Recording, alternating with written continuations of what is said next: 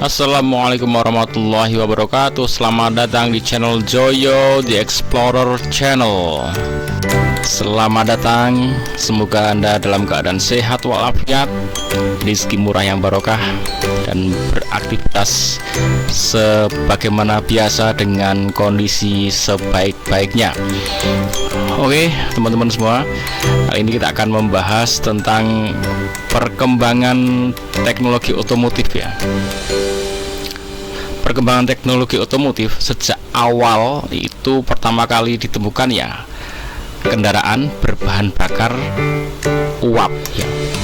Kayu dibakar kemudian merebus air. Nah, uap airnya itu digunakan untuk menggerakkan kendaraan, kemudian berkembang menjadi energi bahan bakar minyak BBM yang kita kenal sekarang ya, ada Pertalite, Pertamax, diesel, solar ya, kemudian aftur dan sebagainya. Nah, kemudian berkembang lagi menjadi energi listrik ya, kemudian sebareng dengan itu ada hybrid antara listrik dengan BBM bersamaan.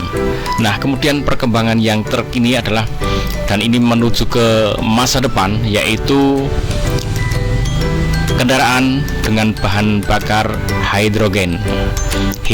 Nah, ini yang ke depan akan dikembangkan, walaupun ini akan membutuhkan biaya yang luar biasa besar, tapi untuk keselamatan alam itu akan sangat baik karena ini bisa mengurangi emisi, bahkan zero emission gitu ya. Oke, kita simak seperti apa informasi tentang energi hidrogen ini. Ada dua tipe mesin mobil hidrogen. Yang pertama adalah Fuel Cell Electric Vehicle, atau biasa disebut FCEV. Yang kedua adalah Hydrogen Combustion Engine. Saya jelaskan dulu secara singkat cara kerja kedua mesin hidrogen tersebut. Yang pertama adalah Fuel Cell Electric Vehicle, atau biasa disebut FCEV. Cara kerjanya adalah, gas hidrogen yang ada di tangki mobil dialirkan ke dalam suatu mesin yang namanya Hydrogen Fuel Cell Stack, lalu ditambah udara yang mengandung oksigen atau O2, lalu dilakukan proses kimia elektrolisis di dalam fuel cell stack, dan akan menghasilkan listrik dan juga hasil sampingnya berupa uap air. Tidak ada zat berbahaya seperti CO2 yang dihasilkan dari proses ini. Listrik yang dihasilkan disimpan dalam baterai, kemudian listrik tersebut dipakai untuk menggerakkan motor listrik penggerak mobil. Jadi pada prinsipnya mobil hidrogen tipe FCEV adalah mobil listrik, hanya saja pengisian listrik pada baterinya bukan dicas, melainkan dari listrik yang dihasilkan sendiri oleh mesin hidrogen fuel cell yang ada pada mobil tersebut. Kapasitas baterai mobil hidrogen FCEV yang digunakan untuk menampung listrik dari proses elektrolisis hidrogen tidaklah besar, hanya sekitar 1,5 kWh saja. Ini sedikit lebih besar dari baterai yang dipakai oleh kebanyakan mobil hybrid, yang hanya 1 kWh saja. Beda dengan mobil-mobil full elektrik yang menggunakan baterai dengan kapasitas yang jauh lebih besar. Sebagai contoh, Hyundai Ioniq 5, kapasitas baterainya adalah 71 kWh, BYD diesel, kapasitas baterainya 82,5 kWh. Mobil hidrogen dengan mesin hidrogen fuel cell, atau FCEV ini, tidak mengeluarkan suara, karena listrik dihasilkan dengan menggunakan proses kimia elektrolisis di dalam fuel cell stack.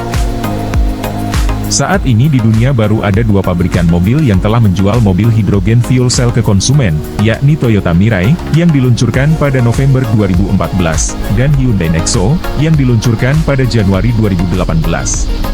Tadinya ada satu lagi, yakni Honda Clarity, yang dikembangkan oleh Honda bersama General Motors sejak 2013, namun Honda memutuskan untuk menghentikan produksi Clarity pada akhir Maret 2022 karena tidak ekonomis, karena jumlah terjualnya sangat sedikit.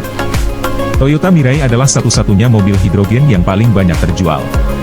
Di tahun 2023, total penjualan global Toyota Mirai adalah 4.023 unit, 2.751 unit diantaranya terjual di Amerika, di Jepang sendiri hanya 317 unit, sisanya terjual di berbagai negara Eropa. Taklukkan segala perbaikan dengan premium. Hyundai Nexo diluncurkan tahun 2023. Total penjualan global Hyundai Nexo adalah 4.675 unit, 4.298 unit diantaranya terjual di Korea Selatan. Angka penjualan mobil hidrogen secara global sangat kecil bila dibandingkan dengan penjualan mobil full elektrik. Sebagai contoh, mobil elektrik BYD Seal selama 2023, yang terjual di Cina saja angkanya sudah mencapai 62.000 unit. Ini sangat jauh lebih banyak dari mobil hidrogen. Selain Toyota Mirai dan Hyundai Nexo, ada mobil lain yang dibuat menggunakan mesin hidrogen fuel cell yang belum dijual ke konsumen, yakni Toyota Hilux, yang diproduksi oleh Toyota Inggris, yang masih dalam bentuk prototipe. Ada lagi BMW iX5 yang prototipenya sedang dalam proses uji coba di jalanan. Kemudian ada truk hidrogen fuel cell Hyundai Xcient yang diluncurkan tahun 2020, dan telah digunakan di beberapa negara yakni 48 unit di Switzerland, 30 unit di California, dan lebih dari 200 unit telah dipakai di dalam negeri Korea Selatan sendiri, sisanya dipakai di beberapa negara Eropa. Selain itu ada truk Volvo yang prototipenya masih dalam proses uji coba. Itulah tadi semua kendaraan bermesin hidrogen fuel cell. Tipe mesin hidrogen yang kedua yaitu hydrogen combustion engine. Oke, sebelum kita lanjut ke tipe yang kedua, berarti tipe yang pertama ini kalau mau kendaraan sekarang semacam hybrid ya. Jadi hidrogen ini hanya untuk menjalankan mesin kecil ya. Mesin ini nanti untuk pengecasan aki, jadi ngisi aki. Kemudian mobil ini secara sepenuhnya digerakkan oleh motor listrik. Nah, jadi ini kalau sekarang ya semacam hybrid yang pakai BBM. Ya kalau mau bicara murah ya masih murah yang hybrid BBM jelas ya. Karena untuk membuat sistem hidrogennya itu sangat jauh lebih mahal. Tapi apapun itu ke depan demi kebaikan alam ini ya akan ditempuh yang hidrogen itu. Tapi kalau untuk saat ini sangat jauh ya, kalau mau menggunakan hybrid dengan hidrogen. Sementara pakai hybrid dengan BBM sudah sangat mudah dan cukup ekonomis ya. Jadi untuk saat ini sangat berat untuk menyaingi hybridnya BBM ya, karena masih sama-sama listrik, mobil listrik. Nah, hidrogen yang sangat mahal ini hanya untuk menghidupkan mesin kecil untuk menghybridkan itu. Oke, mari kita lanjutkan untuk tipe yang kedua seperti Kendaraan apa? bermesin hidrogen fuel cell. Tipe mesin hidrogen yang kedua yaitu hydrogen combustion engine. Tipe ini menggunakan konstruksi mesin yang sama persis seperti pada umumnya mobil-mobil bensin atau mesin internal combustion yang ada saat ini yang dilengkapi dengan turbocharge. Ada piston, silinder, crankshaft dan lain-lain yang sama persis seperti mesin mobil bensin konvensional. Mesin ini juga mengeluarkan suara, sama seperti mobil-mobil bensin, tetapi tidak menghasilkan gas buang beracun karbon dioksida atau CO2 seperti pada mobil bensin, hanya menghasilkan uap air. Mesin hidrogen tipe internal combustion ini lebih bertenaga dari mesin hidrogen tipe fuel cell. Toyota memproduksi mobil hidrogen tipe combustion yakni Toyota GR Yaris yang masih prototipe dan dalam uji coba di sirkuit, GR Corolla masih prototipe dan juga masih dalam proses uji coba di sirkuit, Corolla Cross masih konsep. Sayangnya mesin hidrogen tipe internal combustion ini belum ada yang dijual ke konsumen. Sekarang kita lihat perkembangan infrastruktur untuk mobil hidrogen. Biaya pembangunan stasiun pengisian mobil hidrogen sangat mahal, 7 kali lebih mahal dari pembangunan stasiun pengisian BBM, 40 kali lebih mahal dari pembangunan stasiun pengecasan mobil listrik. Bahkan awal Februari 2024, Shell menutup semua 7 stasiun pengisian mobil hidrogen di California karena tidak ekonomis, dan sekarang tinggal 61 stasiun pengisian mobil hidrogen yang masih beroperasi di California. Sementara di Jerman ada 3 stasiun pengisian mobil hidrogen yang ditutup. Di Inggris pada akhir tahun 2023, Shell menutup 3 stasiun pengisian mobil hidrogen. Oke teman-teman, tipe yang kedua berarti full murni hidrogen yang dihasilkan itu dimasukkan ke ruang bakar lalu dibakar dan untuk melakukan gerakan mesin. Jadi seperti mesin mobil konvensional biasa, cuman tadinya semburannya itu BBM ganti dengan hidrogen. Nah, yang ini belum uji cobanya belum sampai jauh ya, bahkan belum keluar tadi informasinya. Ya kalau ini jelas lebih boros ya, karena seluruh gerakannya pakai hidrogen, kemudian hidrogen dibakar bener-bener di ruang bakar, ini pasti akan lebih boros. dan tadi katanya lebih bertenaga, ya lebih bertenaga, tapi nanti bisa dimodifikasi itu hybrid hidrogen dengan listrik yang secara seri paralel. Jadi mobil ini digerakkan oleh listrik dan mesin hidrogen secara bersamaan. Nah, jadi bisa lebih hemat, bisa lebih jauh jangkauannya. Oke, tapi ini sampai beberapa stasiun gas hidrogen itu ditutup karena faktor ekonomi ya. Jadi secara ekonomi ya sangat mahal, sementara yang beli belum bisa banyak, rakyat yang beli belum banyak. Karena apa ya? Karena mahal tadi.